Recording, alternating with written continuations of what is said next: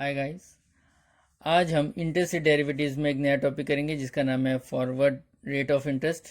Forward rate of interest होता क्या है? It is expected rate of interest of a transaction of deposit और borrowing after some period of time. Okay, तो इसका मतलब ये है कि ये वो इंटरेस्ट रेट्स है जो कि एप्लीकेबल होता है after some specified period of time के बाद। एग्जाम्पल के लिए लेट से आप बैंक गए आज और बैंक ने कहा कि हमारा 10% इंटरेस्ट रेट लगता है डिपॉजिट पे, ठीक है। लेकिन आज अगर आप डिपॉजिट करते हो बैंक में तो ये 10% आपके डिपॉजिट पे नहीं लगेगा, क्योंकि ये जो 10% हमने आपको बताया ये एक फॉरवर्ड रेट ऑफ इंटरेस्ट है, यानी कि ये एक स्पेसिफाइड पीरियड ऑफ टाइम के बाद ही जाकर आपके डिपॉजिट पे लगेगा। लेट से बैंक ने कहा कि आज से अगर 1 साल बाद या 3 महीने बाद या 6 महीने बाद या 2 साल बाद जो भी हो, अगर आप उस दिन डिपॉजिट करते हो अपना मनी, लेट से आपने 1 साल बाद अपना मनी डिपॉजिट किया, तो इस 1 साल में, इस ईयर एंड में आपको 10% का इंटरेस्ट लगना शुरू हो जाएगा। तो देख सकते हैं कि 10% जो है एक स्पेसिफाइड पीरियड ऑफ टाइम के बाद डिपॉजिट पे लगना शुरू हुआ है। तो इसी रेट को हम कहते हैं फॉरवर्ड, यानी कि फ्यूचर रेट। इनडायरेक्टली कह सकते हो कि forward rate of interest is a future rate, यानी कि फ्यूचर में होने वाली डिपॉजिट्स पे लगता है ये इंटरेस्ट। ओके, तो ये फ्यूचर रेट है, यानी फ्यूचर के रेट को आज ही बता दिया गया है बैंक में। ओके, तो ये है फॉरवर्ड रेट्स। अब हम इसके एक क्वेश्चन करेंगे जिससे हमें पता चलेगा कि इसको कैलकुलेट कैसे करते हैं। ओके, तो ये रहा आपका क्वेश्चन में आपको ये 4 साल दे रखे हैं और हर साल का इंटरेस्ट रेट्स दे रखा है आपको।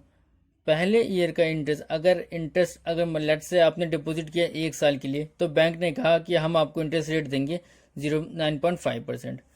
अगर आपने बैंक में डिपॉजिट किया 2 साल के लिए, तो बैंक ने कहा चलिए ठीक है, हम 2 साल का इंटरेस्ट रेट देते हैं आपको 10.25%, ठीक है। अगर आपने बैंक में लेट से कहा कि मैं 3 साल के लिए डिपॉजिट कर रहा हूँ आज, तो बैंक ने चलो 3 साल के लिए भी रेट दे दिया और 4 साल के लिए भी रेट दे दिया। तो इस तरीके से आपको 4 सालों तक का रेट बैंक ने आज दे दिया कि अगर आज आप डिपॉजिट करते हो यहाँ पर T0 पे, तो आपको हम ये इस तरह के रेट्स देंगे। तो क्वेश्चन ये कहता है कि find forward rates after 1 year for second year. Okay, question पहले ये क्या क्या क्या फाइंड करने के लिए कह रहा है, ये सारी चीजें फाइंड आउट करने के लिए कह रहा है। तो हम पहली चीज क्या फाइंड आउट करेंगे?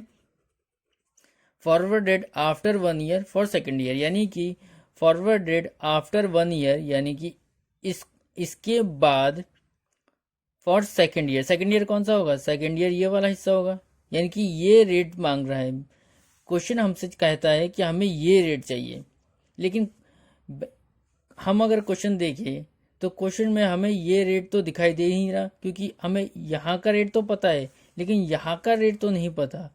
हमें इस पूरे का रेट बैंक ने दे रखा है, यहाँ से लेकर यहाँ तक का टोटल दे रखा है, लेकिन सिर्फ यहाँ का टोटल नहीं दे रखा, ठीक है। तो और क्वेश्चन हमसे यही इंटरेस्ट रेट मांग रहे हैं, तो ये कैसे निकाले हम देखेंगे।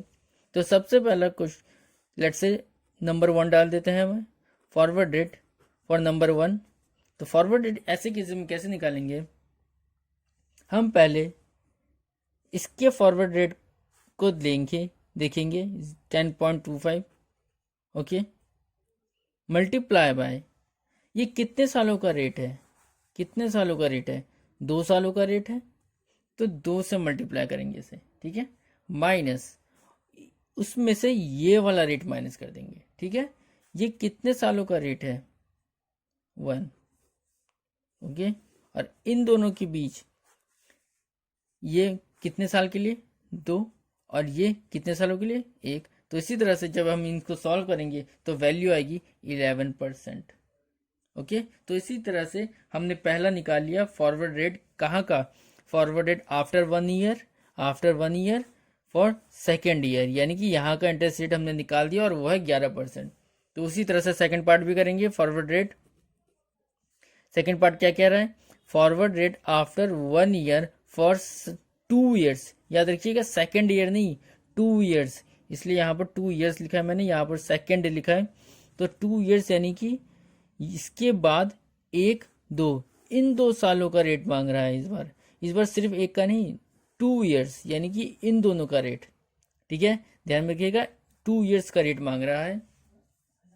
तो 2 ईयर्स का रेट कैसे निकालेंगे, दोबारा से बिल्कुल वही। तो 2 ईयर्स के लिए हम पूरे यहाँ तक लेना पड़ेगा हमें।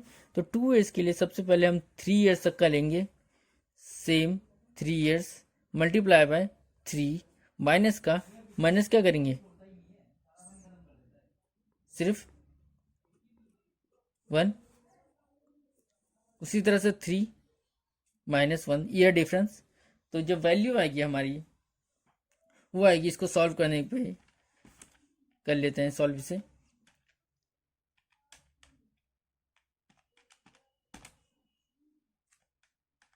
तो वैल्यू आई हमारी 11.75%। तो इसी तरह से देखा आपने कि हमने इसकी 2 ईयर्स की वैल्यू निकाली 11 मल्टीप्लाई बाय 3 करके, क्योंकि 11 ये पूरा 3 और उसमें से इतना माइनस करके। तो इसी तरह से एफ आर हमने निकाल लिया 11 माइनस 9 करके। ठीक है, तो इसी तरह से सारे क्वेश्चंस आप इसी तरह से सॉल्व कर सकते हैं। तो सारे क्वेश्चंस आपको इसी तरह से सॉल्व होंगे, सारे ट्रिक्स यही होंगे। लेट से अगला क्वेश्चन आपसे ये कहा गया है कि F R find forward rate after 1 years for 3 years, यानी कि आपसे इस बार क्या मांग रहा है, इस बार इसको हटा के कितने सालों के लिए, 1 2 3, यानी कि इस पूरे के लिए। तो दोबारा से आप क्या करेंगे, आप दोबारा से इसको लेंगे, क्योंकि आपको करना क्या है, आपको होल माइनस ये करना है। ठीक है, होल माइनस ये, यानी कि इतना सा पोर्शन आपको हटाना है, तो डिलीट करना है। तो ये तो आपको पता ही होगा कि कैसे डिलीट करते हैं, मैंने आपको ऑलरेडी बता दिया। यानी कि ये मल्टीप्लाई बाय 4 ईयर्स माइनस का, ये मल्टीप्लाई बाय 4 ईयर्स माइनस का, ये वाला पोर्शन तो सेम ही रहेगा। हर तीनों ही केसेस में ये वाला पोर्शन सेम रहेगा, क्योंकि हमें क्या चाहिए, आफ्टर 1 ईयर। ठीक है, तो आफ्टर 1 ईयर के लिए इसीलिए ये तीनों पोर्शन सेम रहेंगे। और नीचे इस बार क्या लिखेंगे, 4 माइनस 1।